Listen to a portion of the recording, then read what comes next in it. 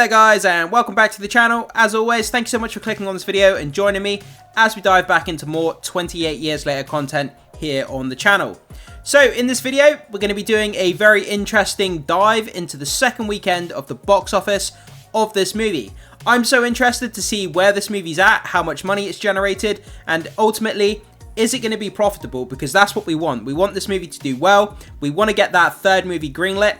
For those of you who may not know, the first and second movie in this trilogy have been made. They've been shot back to back, and they're waiting on the reception of these two movies to see how well they do, and then potentially they're going to greenlight the third movie and finance it. It hasn't been financed yet, so I'm really hoping this movie does well. That will go a long way to us getting that third movie. But anyway, let's jump into this article, let's break it down, and let's see exactly how well this movie is doing when it comes to its second weekend. So, this comes to us from Screen Rant. 28 years later breaks franchise record with new global box office milestone. So, that's pretty damn impressive. This movie so far has made the most amount of money in the franchise. So, you know, that's a really, really great start for this movie.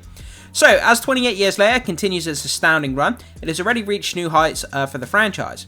It comes two decades after 28 Days Later, which came out in 2002, and 28 Weeks Later, which came out in 2007, brought the franchise to life partly because of numerous delays that pushed the movie to 2025. After the long wait, critics have been thrilled by the results. Okay, so that's not necessarily true. It says critics have been thrilled by the results. This movie has been very, very divisive among horror fans, among fans of the franchise, especially with that divisive ending to the movie. For those of you who have seen it, you'll know exactly what I'm talking about when I say the end of the movie. I'm not going to give any spoilers here, but yeah, the end of the movie is pretty strange and very divisive, and it's left a lot of people confused. That's the easiest way to put it.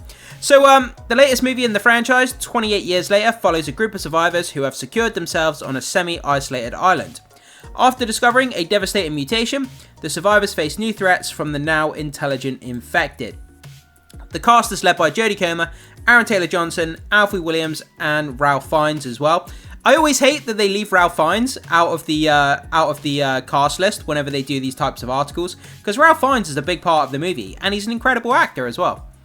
So, the box office response has been shocking, as the movie has grossed 103 million total globally, thanks partly to its 50.3 million domestic gross. That means that it has crossed two major milestones this weekend, including 100 million worldwide, which is fantastic, and 50 million domestically. It is only 28 years later's second weekend, so future weekends should only see that total continue to climb. I mean, the fact that this movie has made 100 million, in the grand scheme of things, when we're used to talking about DC, Star Wars, Marvel making like billions of dollars, 100 million doesn't sound like a lot, but when you only have a $60 million budget, which is what this movie had, it only has to make 150 million or more to make back its budget and to be in the profitability zone. So we need another 103 million is that. So we need 47 million more in order for this movie to make its budget back and the break-even point. So we haven't got that far to go. Can it do it? I'm sure it can.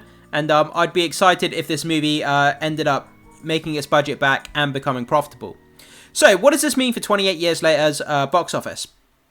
So 28 years later should easily achieve a profit. Yeah, I mean, I'd be over the moon. I mean, the studio, Sony, they'd be over the moon. And it would go a long way to greenlighting that third movie, like I said at the beginning. So the 28 Days Later franchise has never been a box office juggernaut, despite maintaining a fairly positive reputation. That was what made 28 Years Later's 60 million budget so surprising, as it would need to outgross the original movies by a massive amount just to achieve a profit. Check out the chart below, which showcases the franchise totals. Yeah, but there's something that a lot of people forget as well. So this movie cost 60 million to make. It has to make 2.5 times its production budget, which is 150 million, in order to break even. But also we have the secondary market, which is the video on demand, and we have the streaming as well. So once it gets into streaming, once its box office run is finished, there's a whole nother revenue stream that this movie is going to make money from. So getting to that 150 million mark, when you put the video on demand, streaming, and the box office all together, this movie should easily become profitable. Anyway, let's take a look at this small chart here. So 28 days later, it made 45 million domestic, 73 million worldwide. 28 weeks later, 29 million domestic, and 72 worldwide. So the first two movies near enough made the exact same amount, which is quite funny. 28 years later, it's made 50.3 million in its domestic gross and 103 million worldwide. So basically, this movie, 28 years later, it basically has to make as the same amount as both of the two first movies combined. It has to make 28 days later and 28 weeks later box office revenue, both of them combined, in order to be profitable. The 150 million mark. So, in order to profit on a 60 million budget, the movie may need to earn around 150 million, which is what we already talked about, which would mean earning more than the original two movies combined, like I was just saying as well, which is quite funny when you think about it. Adjusting for inflation, it would not be nearly that drastic, but it would still be a significant accomplishment that did not originally appear to be probable. So, crossing the 100 million mark by week 2, however, indicates that profit is certainly a possibility. It faced a sharp drop from its debut to its sophomore weekend, as the total fell by 68%. So yeah, this is what has me really concerned. I mean, I always talk about big budget movies.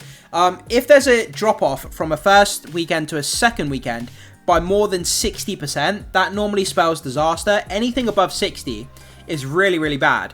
When we get from 65 to 70% drop off on the second weekend, that's almost catastrophic. That means that people aren't interested, they're not buying tickets, they're not turning up. But the fact that this movie only has 47 million more to make, it could still get there, but a 68% drop is not good. It's not a good number to see whatsoever. So, still crossing that milestone is an excellent indication that profitability remains a distinct possibility. It should also benefit from additional revenue when it comes to streaming. Yeah, again, exactly. It's like this article knows what I was going to say. Yeah, so when it comes to streaming, that's a whole secondary market.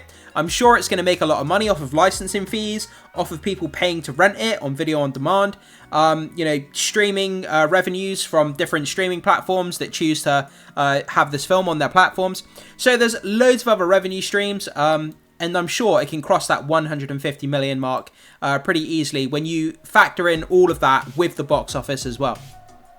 So our take on 28 years later milestone is an impressive accomplishment in the streaming era. Okay, so the milestone is an impressive accomplishment for the cast and crew. While the week-to-week drop was significant, most horror movies face strong drops after their opening weekend, so it's nothing to necessarily criticize 28 years later for. It should instead be praised for reaching 100 million at all in an increasingly tumultuous box office, if I can say that word correctly. Okay, so with the streaming era now dominating Hollywood, audiences have been far more content to wait for movies to come to their designated streaming platforms. Some horror movies, including Five Nights at Freddy's, that came out in 2023, even debuted on streaming and in theaters at the same time. That's always a really bad idea. You're never going to make money, you're never going to make box office revenue if you're streaming it at the same time. It's not a good idea. Any movie that earns a profit in theaters is doing so despite these conditions. So, having crossed the 100 million milestone, 28 years later has already proven to be an impressive accomplishment. It will need to draw more income if the planned trilogy is to be completed. Still, it's well on its way to an eventual profit, especially after having outgrossed the original movies. So yeah, I mean, it's a bit of a mixed bag. It really, really is a mixed bag. Because on the one hand, it's made 103 million, so it's gone a long way to making its budget back. But at the same time, a 68% drop in its second weekend. If it continues that trajectory of having like a 60% drop every weekend, then I'm not sure that it's going to get to the break-even point. But guys, I would love to know what you have to say about this. It's currently at 103 million, needs to make 150 in order to break even, but a 60% drop in its second weekend. What do you make of all these figures, guys? I would love to know what you think. Do you think this can be profitable, or do you think it's going to be underperforming? Whatever your thoughts are here, guys, regarding this box office report in its second weekend, jump down into the comment section, leave your thoughts, comments, theories, opinions, and any other comments you want to make here, guys, regarding the 28 Years Later franchise. I would love to hear what you guys have to say. As always, make sure you hit the like button before you leave, consider becoming a subscriber, and hit that notification bell to stay up to date with more 28 Years Later content and movie content that we have going on the channel. And with that down, I will see you guys in the next video.